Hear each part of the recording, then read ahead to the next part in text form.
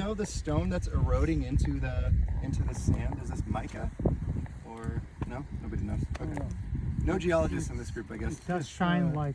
Yeah. It's lake bottom. I know that. Lake bottom. All right. So let's talk about. Come over on this side so you can see. Yeah. Let's talk about whiptails a little bit. This is one of the better trails we've seen today. I know the light's not ideal because it's more overhead. Morning light's much better for this kind of stuff. But a couple of things to notice. Obvious tail drag, fairly straight, and then right here is a good example of the track right here. So on the tracks of a whiptail, and you have this in your handout, you'll see these 3 marks like this forward, and then there'll be 1 toe out that curves around like that. And if it's a really nice track, you'll get that toe as well. So really what I'm looking for, left one you have wrong? that would be the right one. Right. Yeah. So basically this would be the tail drag right here as the center of the body. Yeah, going this way, yeah. Going this way, yeah. So, so foot structure wise, they have 3 toes forward, 1 very long toe out that often makes a little J shape, and then a kind of short toe in here that drops down. This is actually toe 5. It's very weird because they walk with their feet angled like this, right? So this is toe 1, 2, 3, 4, 5, like that.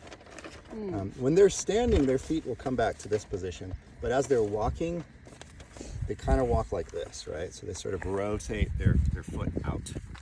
And so you end up with the foot angling out, maybe not exactly at a 90, but this toe is often at a 90, like perpendicular to the tail drag.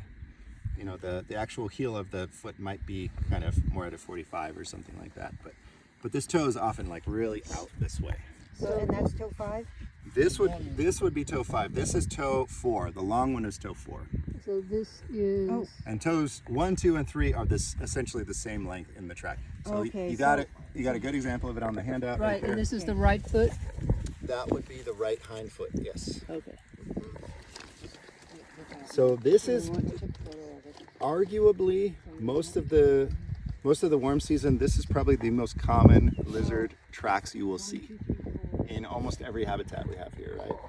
They're one of the most common just in population, but they're by far the most active. Yeah, So very the active. chances of seeing their tracks are really high. Very, very high. So of all the lizards we're learning, this is the one you want to really learn because this is the most common, right? And also quite simple to identify. Straight tail drag, you've got those 3 toes facing forward, a long hooked toe 4, and a short little toe 5. And sometimes that hook can change direction. Yeah, it could be this way, it could be that way. That toe is very flexible. It could go either way. And can we talk again about the behavior that's happening here? Yep, this is foraging behavior. So this animal is essentially, yep, they're Look in this bush. often, so you see how there's, the sediment here is kind of a little bit firmer. There's kind of a lip.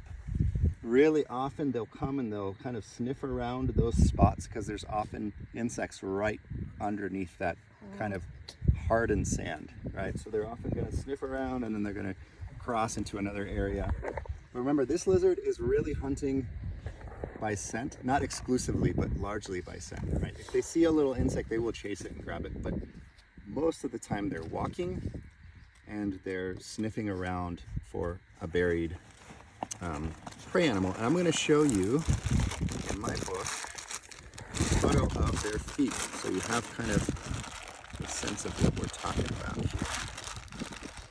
So the animal themselves, first of all, I'll show you what they look like. They are very elongated creatures. There we go. There's your tiger whiptail. So you see that tail just goes on and on for miles, right? And look at that foot.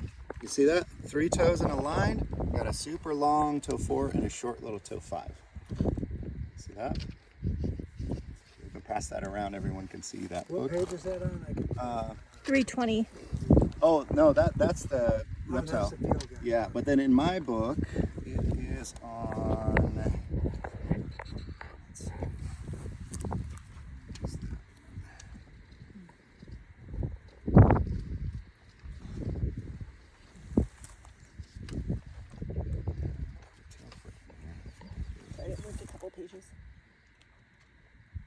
lose the page. It's on 3 times. It's just a couple pages. If it was 10 degrees warmer, you see Yeah, I'm still really surprised we haven't seen the real one today. Yeah. It might be that that front is coming in, and the wind is kind of not to their favor. So, gosh, you know what? I might not actually have that photo in here like I thought.